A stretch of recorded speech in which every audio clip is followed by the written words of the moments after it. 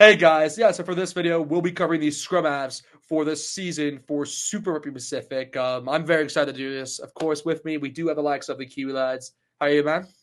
I'm also very excited to do this, Tim. Of course, the scrum half, it's a tricky one, isn't it? Because there's been so many good scrum halves and a lot of injuries, a lot of suspensions for number nines throughout the year. That's definitely going to impact our decisions. Top five, pretty difficult to get. Hopefully, we're on around the same kind of ballpark, I would say, with who we've gone with. Yeah, no, I like to think we're in the similar ballpark in terms of players we've selected. Before getting into this, guys, make sure to click that like button, guys. Make sure to subscribe as well. And of course, check out the Kiwi lads. I'll leave a link in the Ooh. description. But yeah, let's get straight into this. So, with your number five, who you selected there for your number five in terms of scrum halves? This is a position that I actually changed last minute. This man originally I did have ranked as number four, but then I have switched him back to number five, so I do have to apologise to him. But it's Falau Fakatava as my number five Whoa! ranked. What? Oh gosh, Gotta I'm stir the blown pot away. early, Tim. We gotta get that engagement up. So I've decided to What? give him that number five spot. Now, he's had 3 tries scored, he's had 232 metres carried, Okay. he's had 12 defenders beaten, he's had 7 try assists, which was actually why I had him initially above the man who I had at number Yeah. four. He's also made 56 tackles. Now, has he had a good season? Absolutely. Do I think he'll be in the All Blacks? Yes. But I think that the guys who I've got above him have had just a little bit of a better Super Rugby season. And maybe that's a little bit to do with looking at how the table's sitting at the moment. And perhaps if Okay. Fakatava Yeah. had a better man on his outside, would have looked a little bit better with the amount of tries that we had seen for him. But he's had a very good season. Like I mentioned, top five of the scrum halves was always going to be tricky. So there were always going to be a couple interesting ones. But I've gone with Falau Fakatava number five. You've probably got him number one, do you? Well, it's definitely shocked me. Let's just say that we'll get up. He's definitely going to be in the conversation later. But wow, I'm just There you shocked go. by that. You But wanted the yeah, shock factor. We're giving you it. exactly. But again, with my number five here, this could also be a shock one.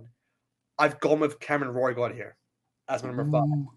Again, this is a big call because he is. I mean, we all know he's like on his day the best scrum half within this competition.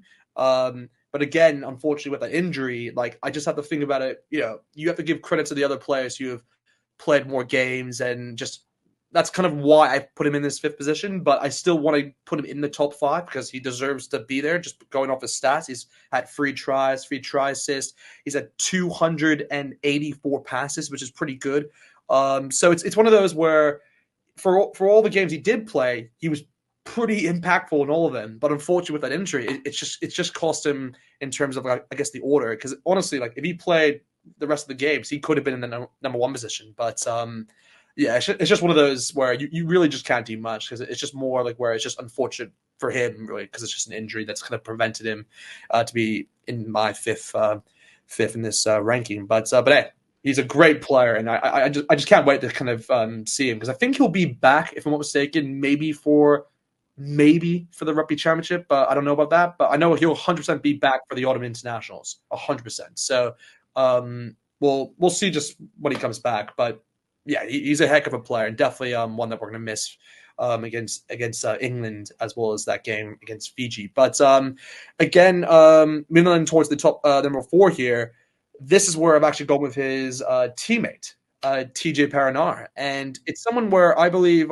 he's actually stepped up into the occasion this season. Again, for what we just said, with Roygaard's injury, he's had to have a lot more minutes than what we expected going into this. Because again, when he returned to the Hurricanes, a lot of us thought like, okay, you know what, he'll be there more as an experienced kind of backup to kind of just like kind of help them when it comes to kind of close games, which is an important role by the way for a scrum half to kind of close games. But to be fair, he's actually done very well like since Roygaard's injury, he's actually really stepped up. When you look at the stats, he's at 5 tries, 4 try assists, he's at 251 passes. So he's definitely been in the game often and has made an impact from that number 9 position. And he's just someone who I think he's just also been brilliant to watch. I mean, again, he has broken the record for the most tries scored within Super Rugby history. So that's just saying something by itself. And again, like even that alone could even actually put him higher. But it's just one of those where I'm going off of this season, unfortunately, not his whole career. Because if I was going off a whole career, he would probably be in the arguments of what 1 and 2. Really, I think there's only 1 or 2. You'd be in the 1-2 conversation. You just got to put him there. But for this season alone, I think number 4 is where I think he deserves to be. Again, he could have a better season, but for now, I think for what we've seen throughout the rest of the games, I think 4 is where I'm going to put him in. But who's the player that you started at number 4? Well, for my number 4, Tim, I have got TJ Perenara. I have gone with the same man as yourself. Like you mentioned, he's had a great start to coming back in for the Hurricanes. The 5 tries on the board also does help drastically. Now, the reason that I made that late switch, the controversial late switch, of course, because originally I did have TJ at number 5, but the thing that I think made me put him a little bit higher is the fact that he has so much less average game time than Folau Fakatava.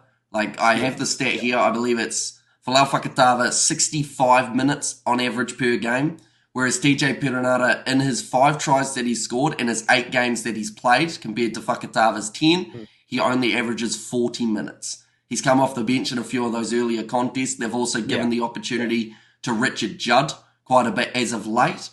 But for me, the impact that man's been able to have late in a game, sometimes when the Hurricanes are extremely close, he'll get that last try, he'll just snipe it round the breakdown, and he'll score the important points. So that is why I've put TJ Perenara number 4. Still probably controversial enough. I could have had Fakatava maybe 3, but I got excited and did a couple late switches. No, it's fair. It's fair. I mean, with Perenara, I think that we kind of both agree that 4 is a right spot for him. So I don't think there's any argument from that standpoint. But with your number 3, then you set it there. So number 3, I've actually gone with an Australian player. Okay. Who does play for the Waratahs. I've gone with Jake Gordon as my number 3 rank. Okay. I like it. There you go. That reaction makes me think he isn't even close to the top 5. So we'll see. The reason that I've gone with him is he's had 289 metres carried. He scored the 3 tries. He's had 11 defenders beaten, and he's made 64 tackles, one of the higher numbers for a scrum half throughout the Super Rugby Pacific competition. The Waratahs are ranked in 11th at the moment, so they haven't exactly had a great season. But one of the shining lights for them has actually been Jake Gordon, who's normally considered as that third choice Aussie scrum half. You've got Tate McDermott, you've got Nick White, and then normally it is Gordon. At the moment, the way that Gordon is playing, I would actually pick him above Nick White in terms of that Aussie hit. I agree. And, some would even argue that you put him above Tate McDermott with the way that he's been playing at the moment. Depending on Joe Schmidt is an unpredictable fellow. Exactly. So it's the same situation we got with Scott Robinson. People are thinking, is he going to pick 15 Crusaders? Is he going to pick 2? What is the mindset of the coach? Maybe he's taken a liking for the way that Gordon's been able to attack that line and been able to set up some of his teammates. So I've gone Jake Gordon number 3. We're going to keep on bringing the controversy for this list. Just wait till you hear who number 2 is. Oh, I think I know who your number 2 is, by the way. But I think this is the player I've gone with. I think he's your number 2. And I think he's had a brilliant season, actually. And I think he's very underrated because he's been in Super B for a long time, but he doesn't get enough recognition, I think. And again, I've gone with Ryan Lawrence here for the Rebels. I think he's been incredible for them. And I think he's like, normally when you talk about the Rebels, it's really been like Carter Gordon you talk about, or you talk about Andrew Kellaway or Filippo Dongado, who's all of them have had impressive seasons. But really, like when you look at the numbers here with Ryan Lawrence, he's actually had a really good season. Like, he's had 3 tries, he's had 8 try assists, which is like, when I saw that, I was like, whoa. I mean, he got 3 in one game, which just helps him a lot. But what really impressed me actually was that he has 464 passes, which is like the most so far out of the ones I've listed. And it just shows you that he's really vital towards what the Rebels do in terms of kind of like quick play. So, and again, that's what they're known for. They're an attacking team. So he's definitely going to be valuable towards what they do. And yeah, he's just been really good to watch. Unfortunately, he's in a position where like he hasn't been able to kind of make that next jump really towards international rugby, because again, I know he's kind of he's been in Australia for a long time, so I'm not sure that it makes him count if he could represent the Wallabies because I know he is South Mm. African. So it's one of those where I'm not sure how that work. Because again, I would assume you'd have to get a visa in that case. But again, he's a heck of a player and someone that if there's any international coach who is looking for a scrum half, then he's someone where maybe he could help out a team. But hey, for the Rebels, he's definitely helping them out. So that's why I put him in my number 3 spot. And just a Yeah, quick for you, stat that you yeah, didn't mention about Ryan Lowrens as well is the fact that he's tackling at an 87% tackle yeah, completion, yes, which is yeah, one of the highest out of any scrum half in this competition, if not the highest. And he's it's made good. 47 tackles in the process of doing so. So you know he's getting that work done around the Yeah, breakdown. I like the fact that you said that the Rebels are now considered an attacking team because we've got to remember with Matt Tamua, maybe even only about a year ago, everyone said, gosh, that's why are they more. so negative? Why are they only going Yeah, for yeah, 3-pointers all the time? And now with that change of yes, Lowrens taking yes, the reins, yeah. it does seem like they actually want to play some attacking rugby, which is awesome to see. Yeah, going from Matt Tamua to Carter Gordon is definitely a switch up. Not saying Matt Tamua was So, bad, by the way, because he mm, actually came clutch at some moments for the Rebels. But definitely, it's more exciting to watch this Rebels side compared to compared to the past. Yeah, so I guess for my number 2, then this is where my shock came in earlier because this is where I have Fla Fakatava in. I think he's been excellent, and I mean excellent for the Highlanders this year. And kind of similar towards your argument you made for Jake Gordon, he's been in a side. Yes, I understand that they haven't had the best of season, but individually, he's been their standout player. And he's had 3 tries, he's had 7 try assists. He's had the most passes out of any scrum half in the competition with 624. That's almost 200 more than the next best, which was Ryan Lawrence. So it just shows you that he's a level above in terms of his passing game and also just finding that pass. He's he's a great player to watch, guys. I've always said that Flavio Tava definitely has the ability and definitely has the potential to make the All Blacks. I'm without a doubt, I believe he should be in the All Black squad for this year. But it just comes down towards just I guess what he can do with his team because again, his team just has to get better. And again, he's been a bit unfortunate, like you were saying earlier with his number 10 because earlier on you thought, okay, Reece Patrick, he looks good, but he's been very off. Then you had like Miller in there, hasn't done as well. Then you had what's the other 10 they had? they had the youngster Josh Wanga at one point. That's it, yeah.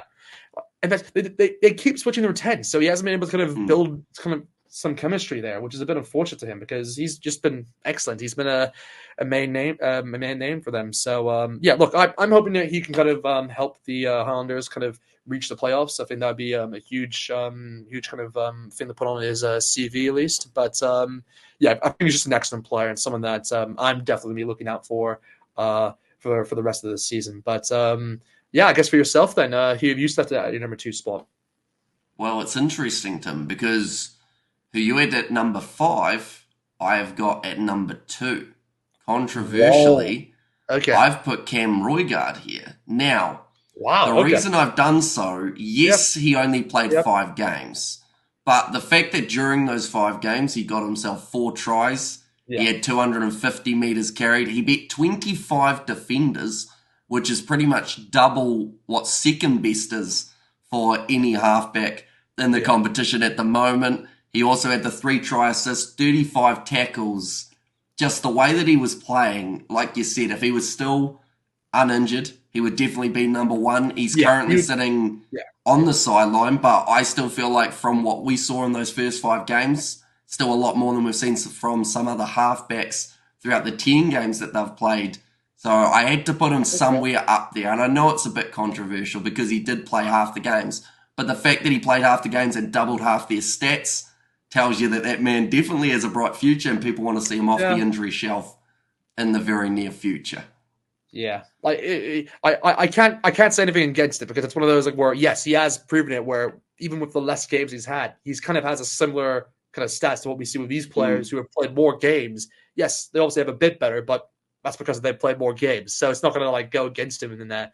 So yeah, he's been very impressive for the Hurricanes. And again, he's going off that World Cup, which he just definitely put a bit of spotlight onto his name, which is good to see. But yeah, he's definitely the next big. He's going to be the number 9 for the future for the All Blacks. I'm certain of it. But again, I mean, not trying to jinx anything here, but I'm hoping this isn't like a one time like a one. I'm hoping this is a one time occurrence in terms of this injury. I don't want it to Mm. be like an injury kind of thing where moving forward because oh gosh, that would be horrible because he really does have the ability to kind of change, well, just impact games, just him alone, which is a great thing to say from a number 9 standpoint because you don't see a lot of them come often. So yeah, he's a game changer for sure. But yeah, I guess moving on then towards the number 1. This is the big one, and I believe we do have the same player here. So yeah, just let us know who you've started there at your number 1 spot. Well, I think if we didn't, then there'd be some real questions asked, wouldn't there? Yes, yes. But number 1, I have gone with Cortez Aratama. Now, a part of me really wanted to say Finley Christie's name there I thought you were going to say and then Funaki, take by the it way. back. I thought you were going to You quickly thought say Tofa Funaki. Funaki, one of your blues boys, but no. Have you noticed how, though, that wasn't a sentence, but you'll be able to put the words together. Finley Christie, not even in, for me, my top about 13 halfbacks in this I mean, he's not even. competition. Like, There's not even any point of mentioning it, but like he hasn't even played this season. He's not even in the he's conversation. had a few games, but the fact that they Okay. picked him over Roygaard in some of those World Cup games, I feel like this season in particular has been an example of why they shouldn't have done that, Okay. and they should have maybe looked You know, for the I younger think, talent. guys, just to give you a bit of background story, I think the reason why we're bringing this up is that we were discussing before the final happened, and we've always had this conversation a lot going back and forth around Finley Christie. How I think he was pretty good last season and deserved to get into the All Blacks. Hamish, of course, was a bit. You did say he deserved it, but definitely not to Well, I be. said Brad Weber looked a little bit better. Yeah, exactly. Yeah. You said he looked a bit better, but it's just one of those where, of course, when it came towards that final, he was selected over Morgard coming off the bench, that was a big call. Like even I thought that was a big call. So it was one of those like where, looking back at it could have maybe he could have changed the game, Morgard, but again, with his number 1, I mean, with Cortez Latsama, like, what's your thoughts on him? Because I think he's been outstanding for the Chiefs this year. Well, just to mention it as well, Finley Christie played the same amount of games this year as Cam Roygaard. Just to put it out there, 5 games, averaging 67 minutes per game. Just so that that's on the table. But Cortez Ratama, 8 tries throughout the season, 289 metres carried, 10 defenders beat him, 3 clean breaks, 5 try assists, and 52 tackles. The man runs fast. We learnt that in pre-season. I think he maybe bet some sort of Bronco record for the Chiefs, I believe I saw. So he's got a gas tank on him as I thought it well. was for the All Blacks, actually. I thought he broke The the All All Blacks. Blacks. Yeah, I think. I know that he got quicker than Bowden Barrett, but I thought there was a Super Rugby record that he was able to beat. Oh, okay. Maybe he broke the Super Rugby record, but I think he was like 1 second off, or maybe he broke it by 1 second Barrett's one. I think there was something on that. But yeah.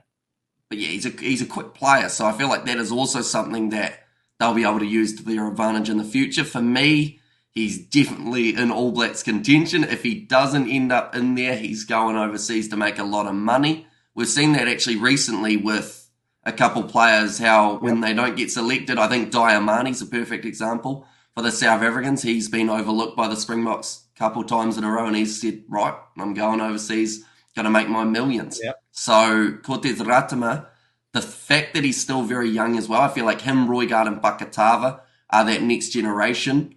I think that at the moment, Roygaard with his injury means that we're going to see TJ Perenara take that spot for now, and then eventually he'll hand that reign over.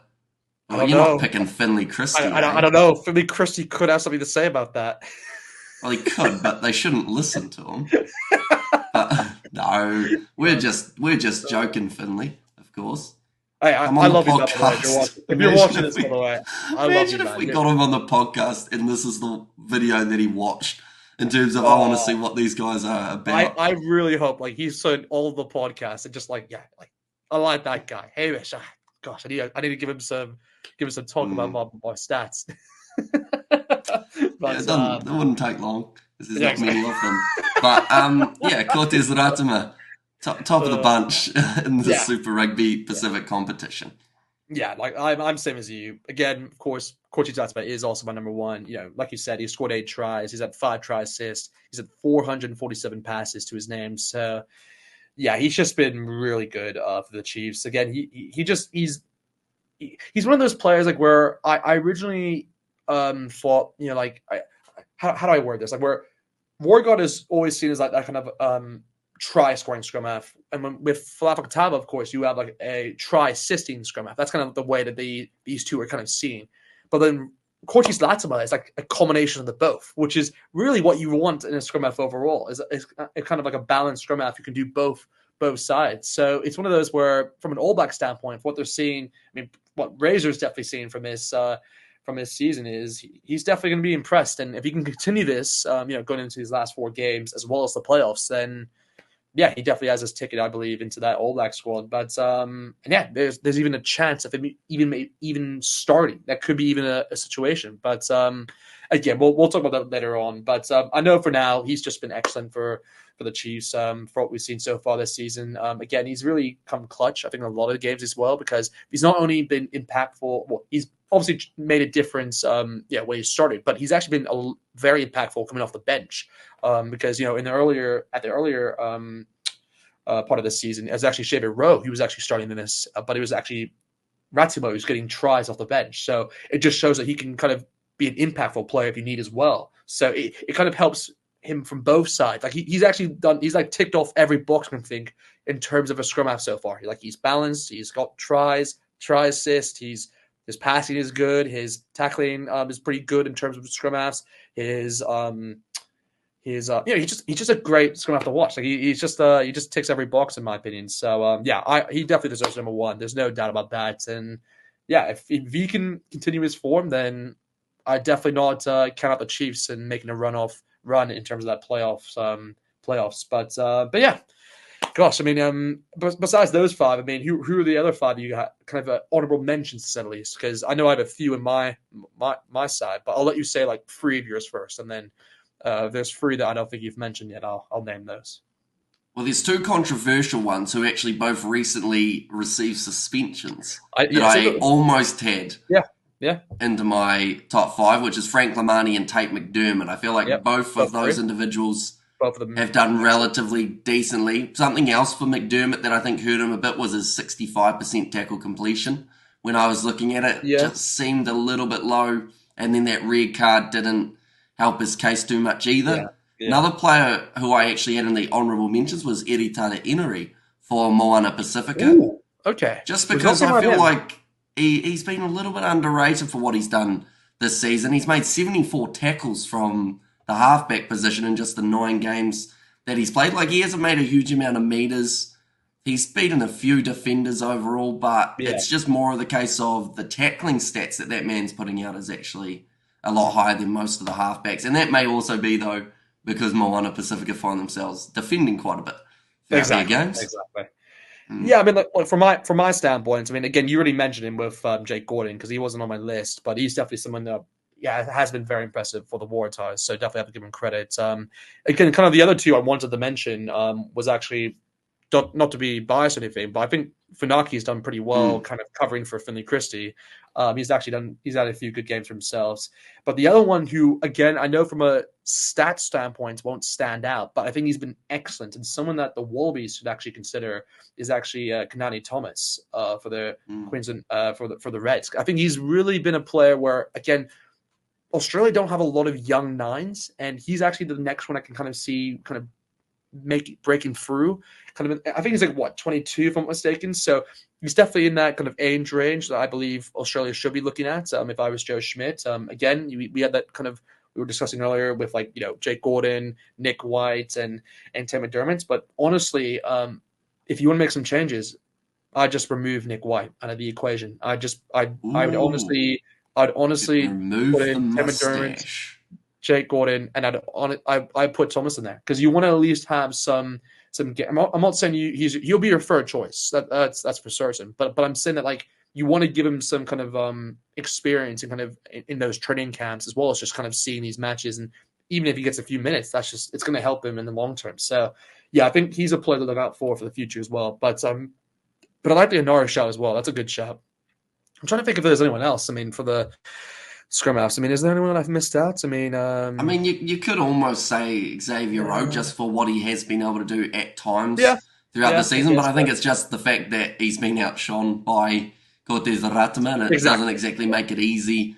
Yeah. Like Hotham had like two good games for the Crusaders, you could argue, but Oh, I'm like not gonna. he's also had some absolute Yeah, rough I'm not ones. really counting Hoffman in this conversation. Like even like Drummond, he looks too much like Chucky, so I don't think he's going to get too many mentions as I haven't well. heard that. I haven't heard that comparison. But you could even say Ryan Lonergan actually for the Brumbies. But again, he did let himself down. Real. I thought he played his worst game. I think I've seen for a long time against the Blues. Like he made so many errors in that game. But hey, to be fair, he kind of I guess backed it up in the following week, helping getting that win over the Hurricanes. But yeah. It is Anyway, interesting that the Brumbies have got like where they are on the table without, I guess, a statistically impactful scrum half, if that makes sense. Like they've got so yeah, much skill yeah. out the back, and that seems to be where a lot of their tries are coming from, whether that's Corey Toole, whether that is going to be those men in the midfield. But overall, like the halfbacks, their job seems to be for the Brumbies just get the ball out to those guys Yeah, who can score the tries or leave it for those forwards in the breakdowns. yeah, I mean, like when Nick White was playing at the Brumbies, he never really was up there in terms of from a stats position. He was never like what is Mm. seen as like the top scrum half of Super Rugby. But from an Australian standpoint, he's definitely someone you can rely on because he's big in the he's been able to kind of handle the pressure in those big games, and he's been a part of that. Obviously, being in the Brumbies squad, so it's definitely something Mm. to kind of consider when you're in that kind of side. But yeah, anyway, guys, we'll leave it there. Hope you guys obviously enjoyed this episode. In terms of scrum halves, I believe for next week we'll be covering locks. So stay tuned for Ooh. that. But yeah, From the anyway, shortest to the tallest. exactly. But yeah, just like I said, guys, make sure you click the like button, guys. Subscribe to our channel. Check out the Kiwi lads. Like I said, I will leave a link in the description. And yeah, see you guys next time.